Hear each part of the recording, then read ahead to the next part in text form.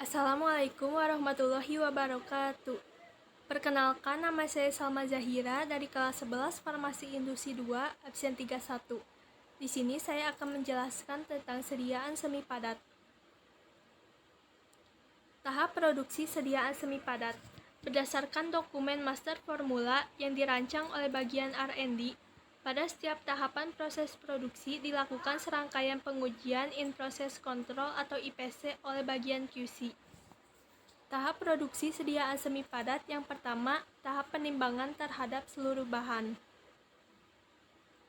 Yang kedua, ada tahap mixing atau pencampuran. Hasil akhirnya berupa produk ruahan, yaitu produk yang siap untuk dikemas.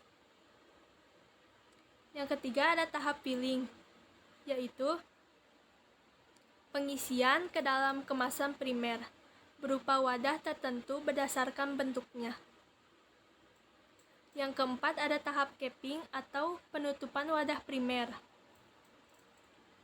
Yang kelima, ada tahap labeling atau pelabelan.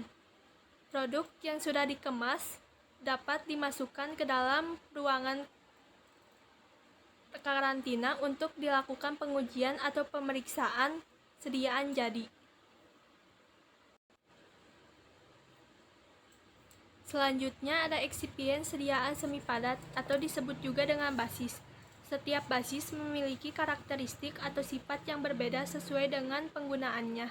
Contoh sediaan semi padat ada salep, krim, pasta, dan jelly.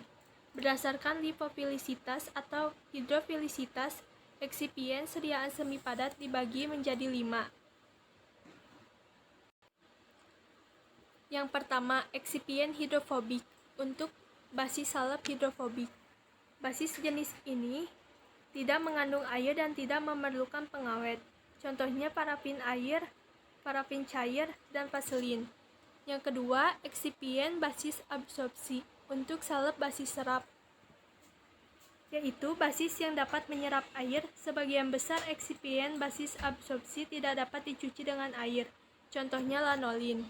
Yang ketiga, eksipien krim hidrofobik untuk krim air dalam minyak.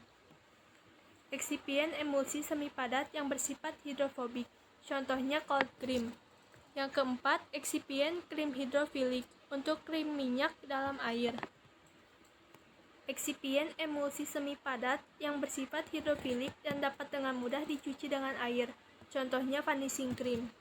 Yang kelima, eksipien hidrofilik, salep hidrofilik, dan gel, yaitu jenis basis sediaan semi padat yang sistemnya satu fasa. Contohnya salep polietilen. Faktor penentu ada 4. Yang pertama, karakteristik fisikokimia bahan utama atau bahan aktif jika ada.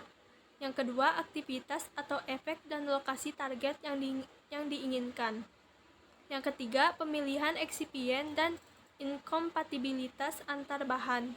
Yang keempat, teknik pencampuran atau mixing. Selanjutnya ada formulasi pasta. Praktik pembuatan sediaan pasta. Jenis pasta yang sering digunakan umumnya pasta berlemak. Contoh, pasta zinc oxidum USP yang merupakan sediaan semi padat yang mirip dengan salep hidrofobik. Dengan begitu, sediaan pasta memiliki konsistensi yang lebih kaku dibandingkan dengan sediaan salep. Tahapannya, timbang bahan padat dan ukur bahan cair. Yang kedua, lebur basis hidrokarbon. Yang ketiga, campur dan gerus serbuk untuk memperkecil ukuran partikel. Yang keempat, campur leburan hidrokarbon ke dalam campuran serbuk hingga terbentuk pasta.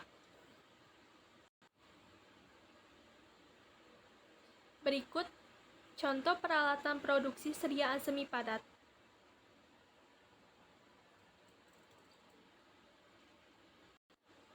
Selanjutnya ada formulasi gel. Pada praktikum sediaan gel, dipilih karbopol sebagai eksipien gelling agentnya.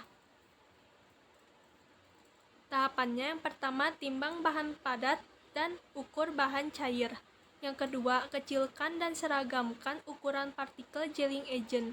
Yang ketiga, dispersikan gelling agent. Yang keempat, hidrasi selama 2-4 jam. Yang kelima, adjust pH hingga memperoleh basis gel. Sekian yang dapat saya sampaikan, semoga bermanfaat. Mohon maaf apabila ada kesalahan. Wassalamualaikum warahmatullahi wabarakatuh.